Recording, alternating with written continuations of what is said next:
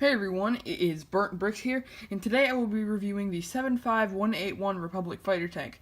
This set was released in 2017, had 4 minifigures, and came with 305 pieces. So without any further ado, let's get into the review. The first minifigure the set came with was a clone gunner from Phase 2 of the Clone Wars. This clone gunner came with a gun we've never really seen used by clones, or should I say a blaster.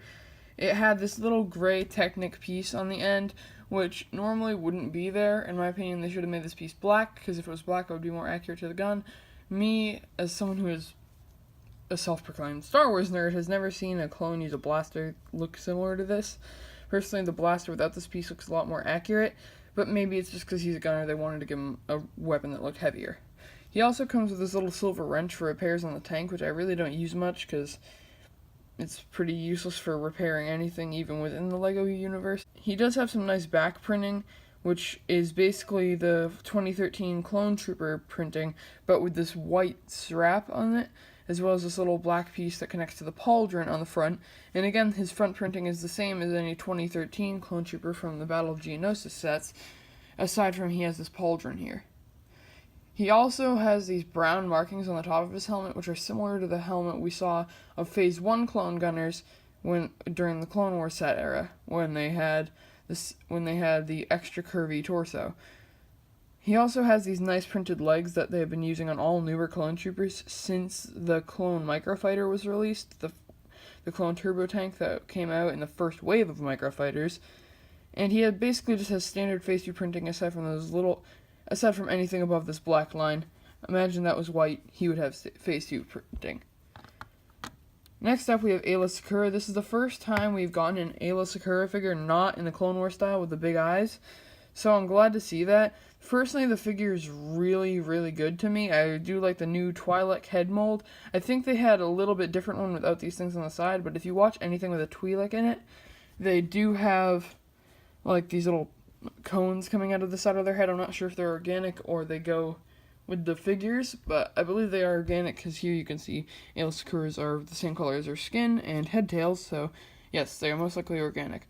Looking at her printing versus the actual person, I guess you could say, in real life, the printing is very accurate, including the way she has one arm exposed but one arm with a sleeve. If you watch any episode of the Clone Wars with her in it, as well as the scene in episode 3 where she gets executed during Order 66, you will see that it is quite accurate.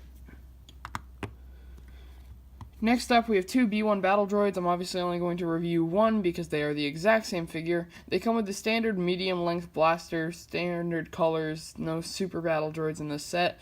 However, I do just want to say, because this is the first normal B1 I have reviewed, I do really like the colors on it.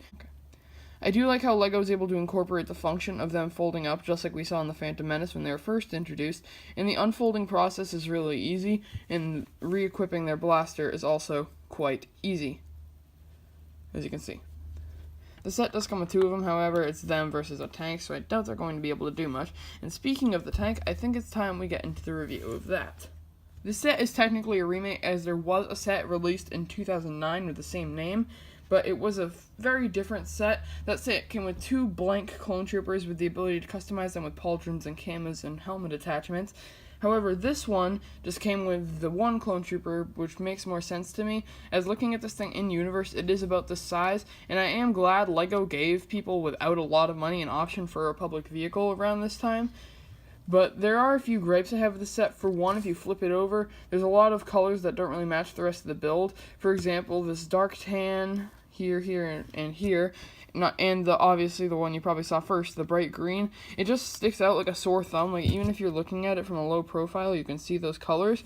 So I think it would have been better if LEGO just did gray for all of those, because I'm not sure what goes through LEGO employees' minds when they're designing this, which color is the cheapest and stuff, but sometimes I think a couple extra cents per piece wouldn't add up to much in the grand scheme of how much money they make, just to make it look a bit better, because if you're doing a stop motion, I accidentally just fired off one of the stud shooters, which is why I normally remove those things from my builds. If you are trying to have it destroyed in the stop motion, need to have it flipped over, you would basically have to cover it up with other rubble or take the set apart and put in color accurate pieces to make it look better, which is just a lot of work when it could have just been saved by, you know, actually just making it the right color in the first place.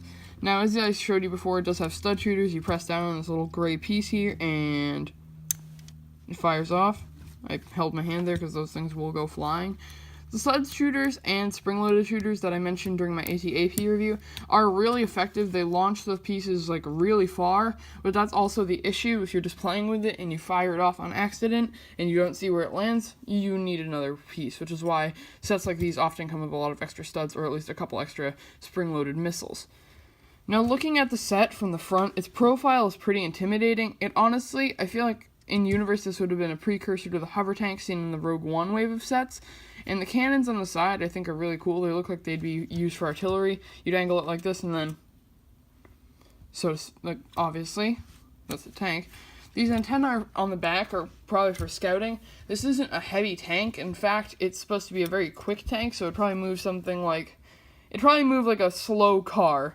So it'd probably be like it wouldn't be a slow like tank with treads, obviously, it's in Star Wars. Now, it does have these two little clips here. I knocked one off earlier when trying to show you the cannon. Now, these clips are for the clone gunner's items. You put the wrench in this one, and the blaster in this one. Then he can fit in his gunning position, no problem. However, with the blaster, it does make it a bit difficult for that gun here to come down. So maybe it would be a better idea to put it like that. Yeah, there we go. Perfect. Now, like I said, the clone gunner can actually fit inside the set. What you do is this. You put him in here. I do believe there's a way for him to lock in, although I'm not sure. Yes, yeah, there are studs in there that he can just sit in there and not fall out, as you can see here. He does have a little control panel in there, if you can see that with the lighting, right here. And even though his helmet's a little bulkier than standard Phase 1, you can shut the hatch fully and open it fully while he's in there. So, it's a pretty good build for the hatch. Looking back here, this is where all the extra studs from the stud shooters would go. I don't have them here because they would really look stupid. Just, oh yeah, here's a pile of red studs in the background. Now, shutting that, the detailing on the set is honestly amazing. There are only like 4 stickers on the whole thing. 1, 2, 3, 4. 5, 6. Okay, I'm blind.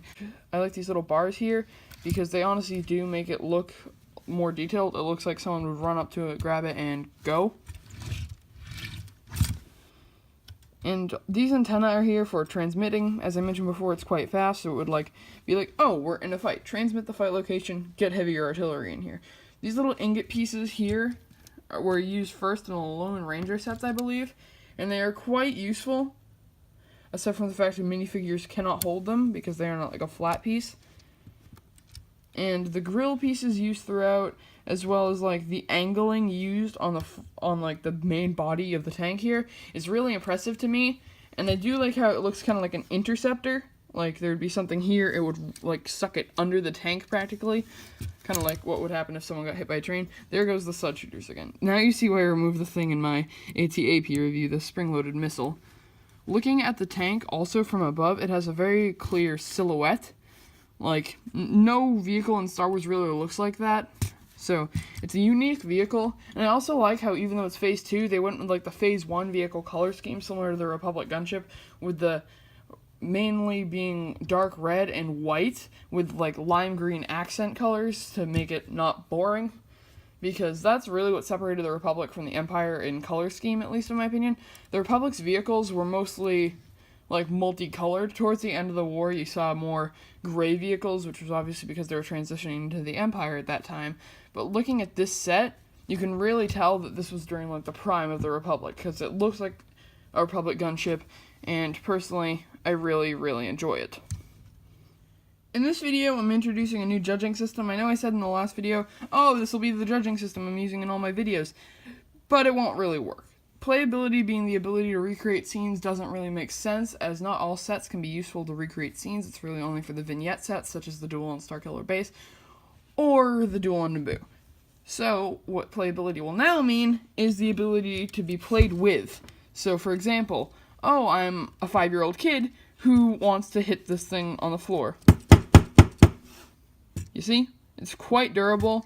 And honestly, I think this thing could be dropped from any angle and it wouldn't really break. Maybe the studs would fly off, but that's quite standard.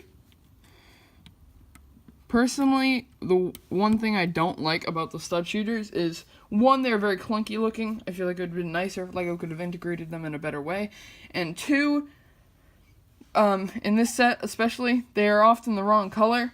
In the AT-AP and most of the Rebel and Empire age sets, they're fine colors, but Republic tanks never fired red projectiles, they always fired blue ones, so I'd recommend getting a pair of trans dark blue studs, or just blue. Pretty sure they're just blue.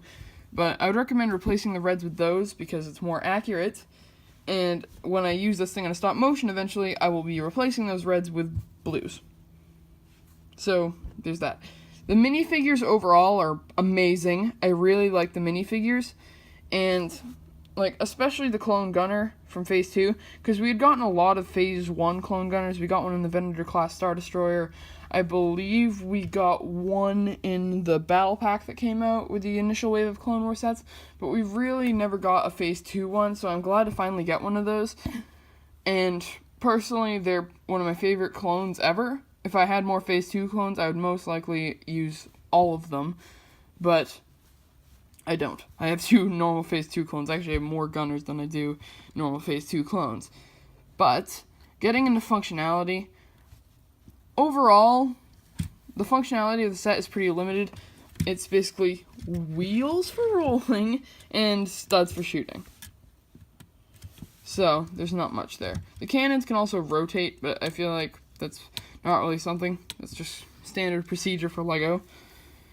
Now, going over minifigs one last time, I'm going to rate them top to bottom. Battle droids are obviously at the bottom. They don't really stand a chance. No printing, solid color, 1 weapon. Aayla Secura is probably the medium figure of the set, because while she's cool, she really doesn't have that much special printing on her. Like, she's an figure. There's not much detailing. Like, she has that wrap around her chest and back, and her pants and her sleeve, and obviously the, like, wraps around her head tails, but that's pretty much all the printing.